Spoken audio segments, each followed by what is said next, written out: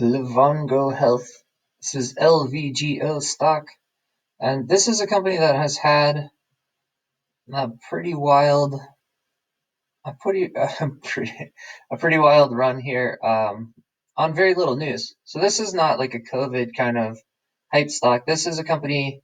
Their main thing is a meter, sort of an app and a digital. It's a digital healthcare company that has an app for you to track diabetes, like your blood sugar levels and stuff like that on your phone. And things like hypertension, just kind of long-term healthcare, yeah, kind of digital health. So tracking your healthcare on your phone, type of company. Yeah, so these guys, Livongo, these kind of, it's a newer company, kind of wobbled onto the market and set up a floor around 20 somewhere. And so this is what it's done during the crash. I mean, Feb 20 is here. So, I mean, it largely just ignored the whole stock market crash. If you zoom in on that, I guess it sort of fits the shape of the crash, but not. I mean, it obviously didn't rip down during the big liquidation move down, and then it's just kind of been off in its own little world. It kind of has its own bubble, and so there's a pretty good kind of bull market support line under here, and so this is like a bubble line.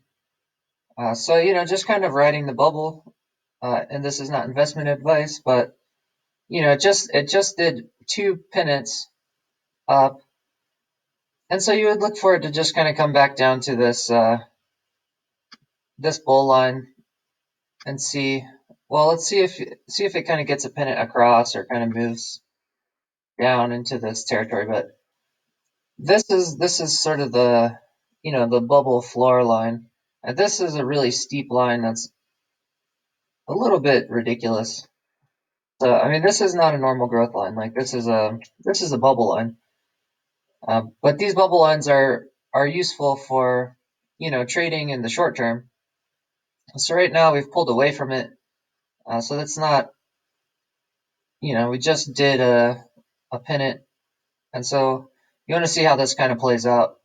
But as far as a bullish target for where to buy, um, you know you don't want to short this thing unless you think that there's a reason that it's going to break out of this trend and like unwind off the bubble or something like that, which there's no indication, anything technical, or there's nothing really going on crazy about this stock that would indicate that right now. But yeah, just kind of this zone. Either, I mean, the best thing would be to see another sort of pennant consolidation over to this area as another kind of spot to get back in for the next move for continuation of this guy. And so there's a couple stocks that have been doing some stuff like this. Like Zoom has been on its own kind of bull market thing. mRNA has been doing this a little bit. And so day traders find these kind of stocks fun. Once you kind of start taking off on a bubble, um, because the up moves are steep, so you can make big gains in short periods of time on these. But then the obvious risk is the thing pops, and so you have to be careful with your stop losses and stuff like that trading. But this is kind of a fun one that I haven't looked at. That has its own little bubble, and it's kind of trading separate from the rest of the market, which is kind of a fun thing. Kind of a fun thing for day traders. And then as far as long term, I mean these things are really difficult to predict long term. This trend line will it'll pop at some point, but who knows? I mean, 2 weeks, 2 years, who knows what kind of timeline you could stay on this kind of high trajectory. And it's a relatively new company, but yeah, but this is a really cool one. This is a huge winning story here relative even to the general bull market. And What else? What's good? Oh, let's take a look at oil.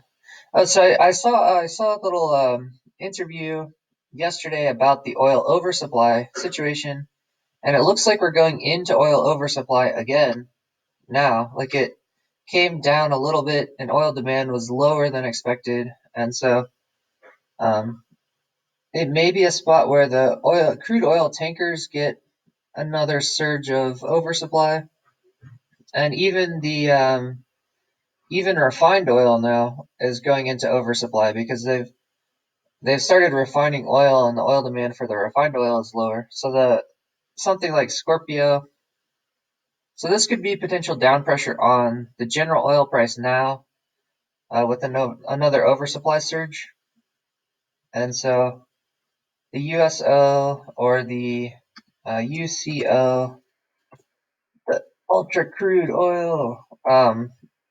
These are the oil funds that have the contango and the negative carry, where it's better. I mean, if you look at the structure of these things, it's better to short this structure in terms of just the financial product. Like these are not designed to be to go long on, because every day there's compounding math that that has negative percentages on the long-term price of the stock. And then anytime that the oil's in an uptrend, the structure of these things is fighting against the uptrend as you trade the futures contracts. It flattens out the upward movements, and the downward movements don't get flattened out. So that's what you see. I've showed this chart a bunch of times. This is what the ultra crude, yeah. So I mean, basically, like here where there was a big uptrend in oil, the UCO, the USO do kind of a flat trend rather than going up, and that's the same thing here. I mean, we had a big uptrend in oil. It went from like 10 to 30, and you can see here the UCO went up, but pretty flat, and it's all percentage based too. So like the percentage value of this whole structure decreases each time that you get a big down move. So you're sort of in a range. I mean, 2016 over to 18. This was a big up move in oil. Oil went way up in this zone here, and it did go up, but it was flat. And then you drop off to kind of a lower shelf, and you get another up move, and you drop off to a lower shelf. And so it's trading 400 something, and then it drops down here to 300 range. It drops down here to $40 range. And if you zoom out farther, it gets even more ridiculous. I mean, so it was like, and it's not showing splits on here. I don't know when they've split it. I don't think the actual price was like 8,000, but just the relative price after splits. But I mean, you can see it was trading at like 8,000. It drops off on a shelf down to whatever 1,000. It drops down, and it just doesn't get the gains. Anyway, this is kind of the structure of the oil thing. So if oil is about to make another move down with oversupply and low demand and things like that, these UCO and USO is interesting ones to short, because they climb up really slow. So if you do really long term short positions, like 4-year short positions or something like that, like there's a good chance that just whenever it goes down, the downside versus the upside, like the upside is small and the downside is big. Basically, at some point it'll come down. But I mean, obviously you don't want to just randomly hold it. You want to actually buy it when you think it'll go down. But just the structure of this thing, the odds are kind of in your favor. And so I think oil may be hitting a period of weakness here. And it looks like this time the oversupply is not just crude tankers, it's going to be also the product tankers like Sting, like Scorpio. So let's see where these are right now. I was looking at getting in some tankers, and I got stopped out. Yeah, and they've been trending down some more. So so I don't have any tankers now. But we may be hitting a spot here where we get another oversupply. And so Scorpio is a product tanker fleet, which had a little bit of a boost when the tanker mania happened, but this time Scorpio might have a much longer term outlook that's pretty good. Because if these stocks get a boost from oversupply of refined oil, that's a short term boost. And then Scorpio has a really big, more modern fleet, and the purchases of new fleets are really really low right now. So the fleets that have really old tankers, it's expensive and not really worth it to update their scrubbers, and so the new fuel management rules are really bad for the older fleets, and they're not buying new ships, and so Scorpio looks pretty good. They're calling it like a tanker super cycle or something like that. I don't know how much. That's not a real thing. That's just like a buzz thing. But basically the fleet the older ships will rotate out of the other fleets, and they're not replacing them. Like, they'll lose 10% of the fleet and get 1% of the fleet back or something like that. But Scorpio doesn't need to get rid of their ships. Like, they have a ton of new ships. They're putting scrubbers on. They're doing things the clean and proper way. I've seen an interview with the Scorpio's CEO, and he was saying that that some of the other tanker companies kind of manage their companies like children, um, and that their company is responsible and they're doing things the right way. And and he's saying like there's a really good outlook maybe over the next 5 years or something like that. But he's saying right now the oil market's just absolutely nutty, and he doesn't have any kind of short-term outlook as to what's going on, which would generally be a bad outlook. But if we get an oversupply of refined oil, and this is a huge fleet that could store a ton of refined oil if that happens, that could be a short-term boost leading into a long-term pretty decent market for a company like this. I guess that's just kind of a look at the oil. Let's just jump on. It's still early. We're not getting. Yeah, this is still just kind of overnight activity. We're not even getting really the early pre-market activity on the markets. But let me take a look at the S&P and see what's going on. So I have my big kind of two models drawn on this thing at the same time. So we have basically this huge volatility zone that we have crossed back and forth, and here, like, crossed way way across it here. So I mean, the volatility is absolutely nuts, and this is something that we've never seen.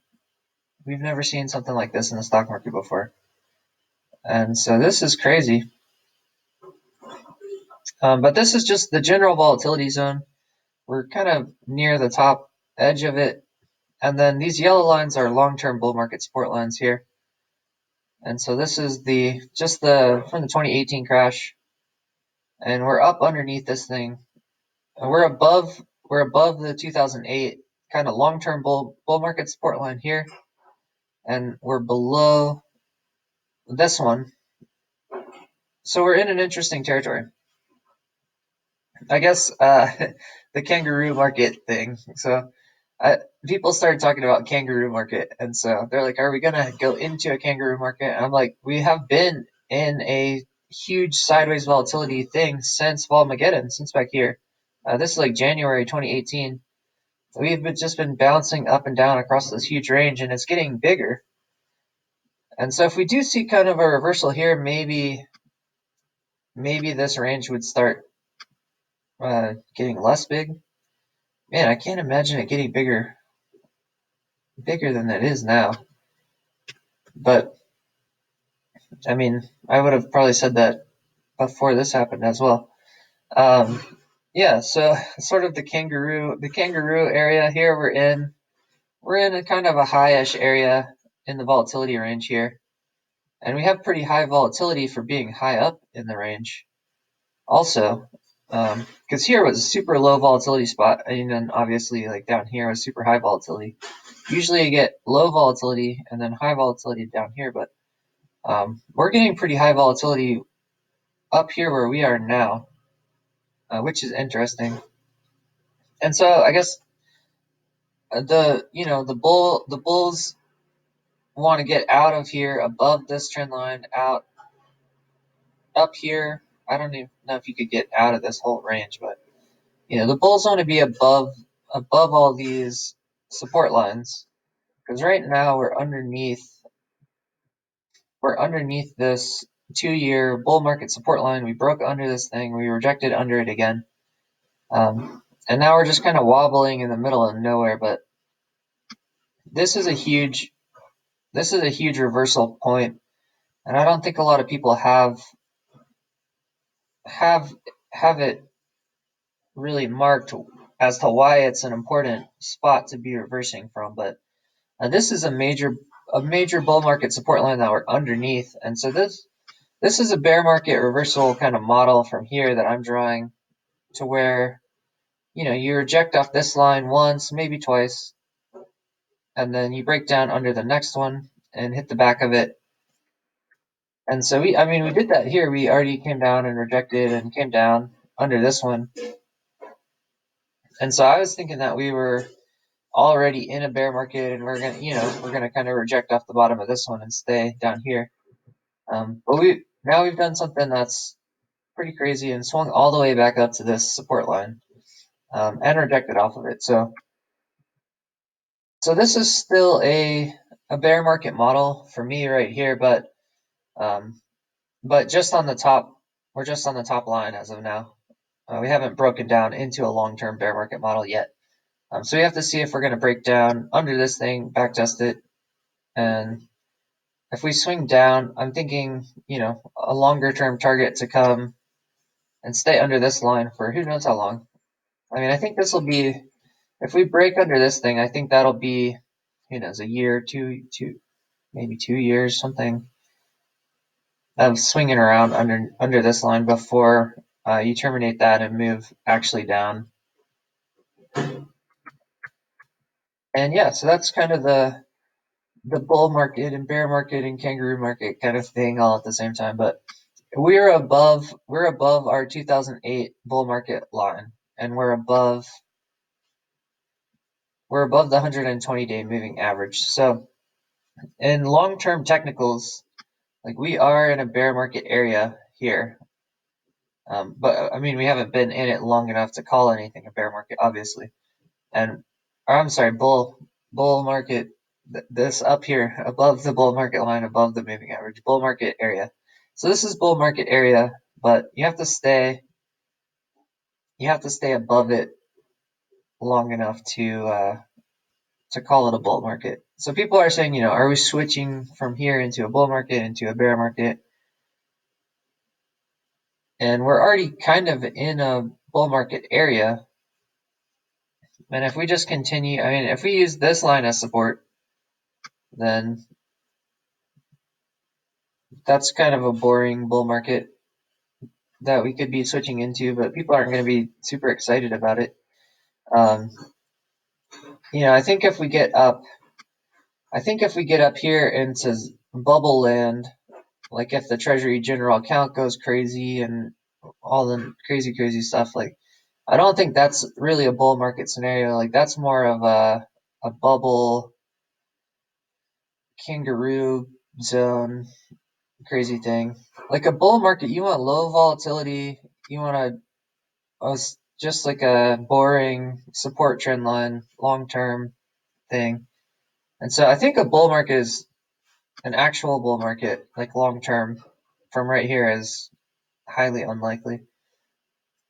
But we have huge volatility, and so, we could break down or break up in the matter of 1 month a huge amount. Either way, or you could break up here and then break down huge. Like, we're in a spot where you can get huge swings, and it's been happening already. I don't think a lot of people have been paying attention. Like, for me, I started getting freaked out by this market, like, back here.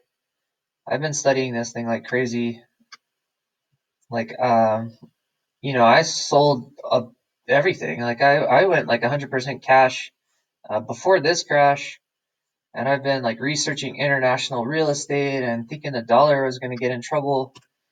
And the situation that we've gotten in, well, the dollar is sort of in trouble, but it's like the other currencies are in more trouble than the dollar right now. And emerging markets have gotten hit way more than U.S. markets. That's not really the scenario that I was kind of expecting. So right now, um, we don't have the signals really lining up in a way that makes sense. Basically, we're in the middle of bull and bear zones. We're in this huge volatility area, and the bond rates haven't gone negative or blown up. They're just kind of wobbling like slight positive territory.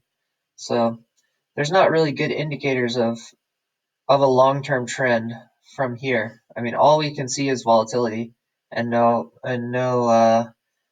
really good ideas of which direction it's going to break. So this is, it's kind of crazy. I guess it's fun. Let's just look at today, I guess, and see if we're getting. This is the only things that I really have moving now. And so, yeah, so the yen breaks down. If the yen breaks down, that's generally gonna correlate with a down move in the S&P. That's what we've been getting. And so yesterday we had a big breakdown in the yen. And so this breakdown in the yen was preceded that big breakdown in the S&P. Like the yen dropped and then the S&P followed with its crash, a day or two after. And so we'll see if we get follow through on a down move in the yen. But just this move, just this down move yesterday, and kind of a breakdown below where it was consolidating. So it's sort of broken out of where it was and sort of back tested that range. This is a really bearish look for the yen, and that is a bearish leader probably for the S&P. If the yen leads the S&P again, which it has been. As far as the DXY goes, it's been kind of swinging opposite to the S&P, but it hasn't really been a useful leading indicator. But it is a good chart to look at, just because you get some different trading patterns. But the down moves in the dollar have correlated with up moves in the S&P, and it's been a pretty good correlation, but not a leading indicator. But you see just now, like the yen's down, the dollar's up, and then the S&P is kind of down. And this isn't. Oh, it's even doing bigger stuff now. Oh, okay.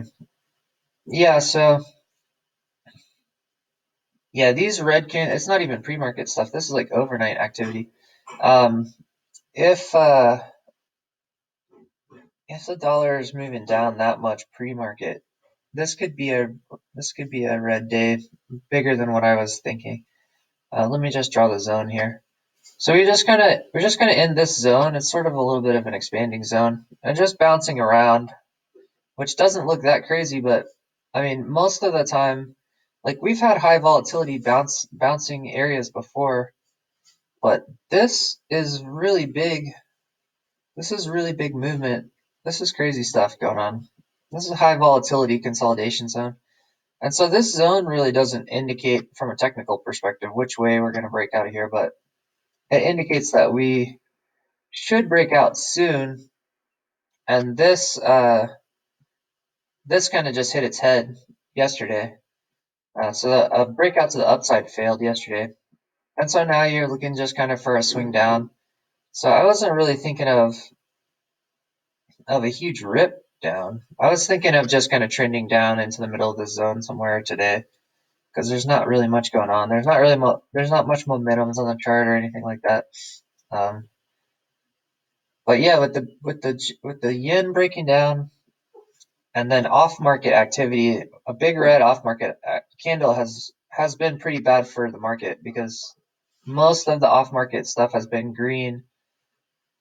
And regardless of the direction of the trading activity, like there's been more green days obviously in the last couple of months than red. Um, but for off market, it's 90% of the off market has been green. And so red days off market have been a really bad indicator.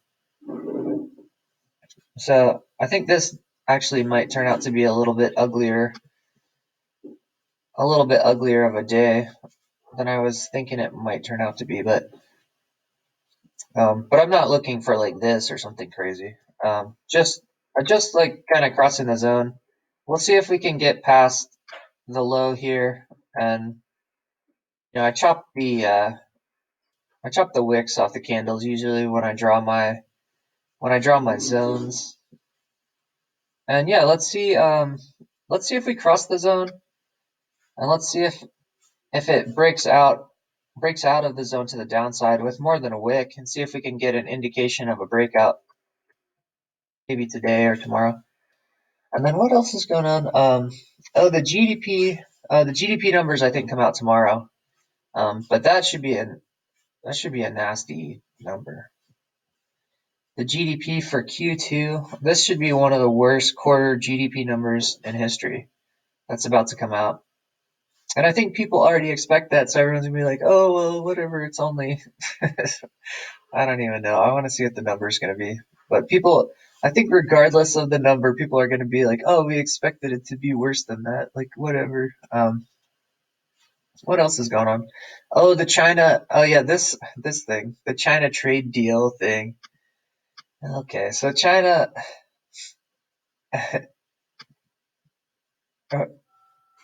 there was Navarro. They were interviewing Navarro on Fox, the trade commissioner guy, and he, they were talking about China and talking about the virus, and I don't think they were specifically talking about soybeans, but they were talking about just the trade deal in general. And he's like, they asked like, what about the trade deal? Like, is the trade deal still happening? Is it over? And he's like, it's over. Yes, he said that just like point blank, like the trade deal is over with China. Um, and the market just freaked out. And then after the interview, Trump tweeted like, "No, the trade deal's not over. It's intact. Everything's fine." And the market came right back up. And then he came out later and said like, "Oh, that was taken out of context. He's just saying like his trust in China is over, but the official deal's not off." Or who knows what they're saying. But that whole trade deal is stupid, anyways. It's like they're talking about some kind of $200 billion of stuff that China's supposed to buy from the U.S. And there's a huge thing about the soybeans that everyone keeps making fun of. But China's supposed to buy like $40 billion of soybeans, like month after month, and they're just not buying them. And so like the number that they're supposed to be approaching now, that they should have bought like $40 billion of soybeans at this point, and they're buying soybeans from Brazil at a higher price than even our prices are. And everyone's like, what is happening? Like they actually want soybeans and they're not even going to buy our soybeans. But I think our soybean number is like 4 billion and they're supposed to be at like 40 billion or so. Like they just haven't been, whatever people are saying about the trade deal is nonsense. Like China's not buying our exports. Um, and they're supposed to have been agreed to it. I don't know. I haven't actually heard China come out and talk about this trade deal. Like it's only us that talks about it. Trump talks about the trade deal all the time. China doesn't come out and say anything about the trade deal. The only stuff that China has been saying is like the dollar sucks and they don't like it anymore. And like that's a pretty ballsy thing for them to be saying right now. Um, and they're like taking Hong Kong back. They they're enforcing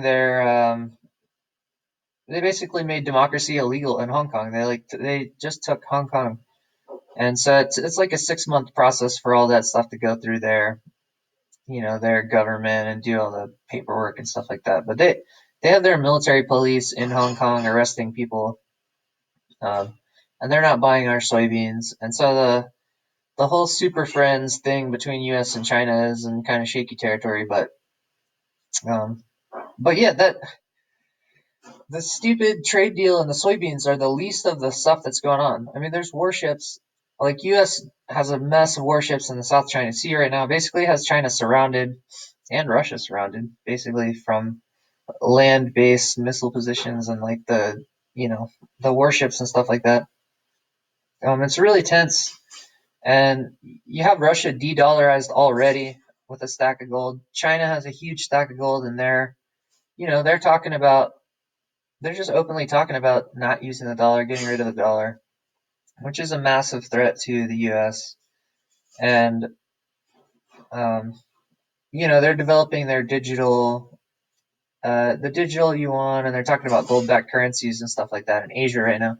So there's a bunch of real stuff going on, real serious stuff going on, and that stupid soybean trade deal thing is not one of them. Um, but yeah, maybe they'll buy some soybeans soon. We'll see. As far as China goes, that's what's happening. As far as liquidity goes, I've been mentioning this a lot in the past week or two. It's just that everybody keeps saying the Fed is blowing up the market and they're printing money like crazy, QE infinity. And they were doing that during the crash. They did a huge liquidity flood here during the crash. They've been tapering it down during this whole bull run. Um, but as of 2 weeks ago, in this range here, they stopped all purchases. The balance sheet went dead flat 2 weeks ago, and the balance sheet, they stopped purchasing again for a second week, and they actually took money out of the repo markets, and so the Fed balance sheet is negative right now. It flattened off and started going down. We'll see if it continues to go down on that post. So we should get a big GDP number. We should get to see the Fed balance sheet soon, and those are really the two big things that I want to see. And then the Treasury General account, make sure that thing's not coming down. Um, because, well, right now the Treasury General account has a huge amount of money in it. So the Treasury is taking money, liquidity out of the market and holding it in general Treasury account. Fed has stopped increasing the balance sheet, even decreasing it now. They're taking liquidity out from both ends right now. Europe is taking liquidity out right now and moving it back into the European markets.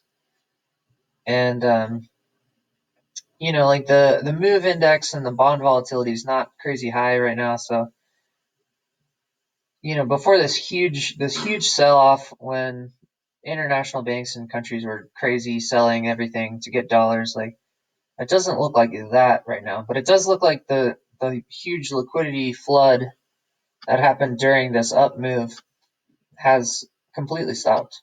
Like not only stopped, but it's reversing. And the only thing that looks precarious, I guess, in terms of big liquidity coming in is the Treasury General account, um, just sitting there at a super high number. But Congress has to pass bills in order to deploy that money, so it shouldn't be a surprise when they do it. Um, but they're completely capable of doing it in just like a week or two and just flooding like crazy amounts of helicopter money. And so that's a thing to watch like day to day to try to see if they're going to do that. Because that could push the market up, and that could be a big inflationary thing. But I don't expect them to do that until the bonds start trading negative, and they're not right now.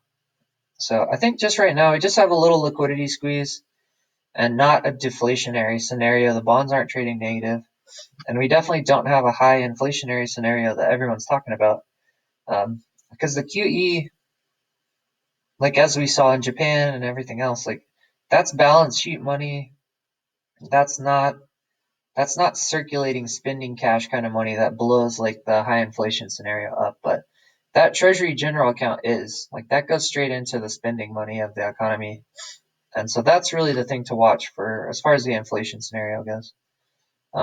So that's the macro. That's the macro for this week is, yeah, the market is turning over and the liquidity is kind of turning over. And that's the biggest correlation thing that we've seen here is just, I mean, this was a huge liquidity squeeze. Everyone needed dollars. Everyone sold assets to get dollars. And then this was a big liquidity kind of push. And now we're getting a little bit of a turnover in a liquidity, a little bit of a turnover in the market. So I think that's the most important thing really to watch, fundamentally, much more so than talking about like the price to earnings. Like none of the companies have earnings. None of the stuff makes sense. Like the government prints money and that's how the companies function. They just function on printed money. They're not profitable. Um, Basically, just steal money out of the economy and keep the companies going. that's what it is right now. So I don't know. Maybe that'll change at some point, but that's not really any part of the short-term analysis. Like those zombie companies are going to keep being zombies for now. And yeah, and I guess the target now, I guess the target now is to look for the bottom edge of this range for today. It looks like we got a pretty good couple of reversal indicators early here. So yeah, I'm looking at a red day today. And this is not investment advice. And what was this video even on? Oh, it was a non a non-COVID medical company. Yeah. So there's a playlist. If you want to look up the medical companies, I have like a COVID playlist. Like I'm not gonna put this one on there. I might pop this on to like have like a hot tech stock kind of playlist, which this stock doesn't make sense, but it has that bubble kind of the techie bubble kind of chart.